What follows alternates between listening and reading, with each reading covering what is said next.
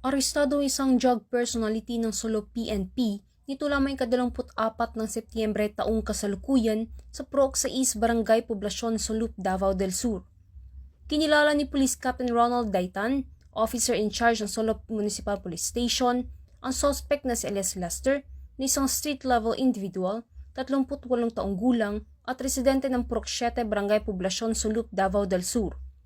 Ang suspect ay naresto sa isinagawang bypass operation ng Sulup Municipal Police Station, katuwang Philippine Drug Enforcement Agency. Na-recover mula sa suspect ang isang unit ng cellphone, 3 pakete na hinihina ng shabu at 500 pesos na bypass money.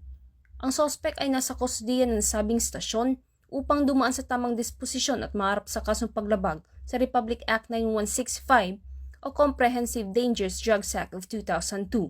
Samantala, ang Police Regional Office 11 sa pamumuno ni Regional Director Police Brigadier General Nicolas Torre III ay patuloy na pinapaigting ang laban kontra kriminalidad alinsunod sa kampanya ng Bagong Pilipinas na panatili ng kapayapaan at kaayusan tungo sa pagsulong ng bansa. Mula dito sa Police Regional Office 11, ako inyong PNN Correspondent, Patrolwoman Sheena May Ilagan, alagad ng batas taga-taguyod ng Balitang Pulis.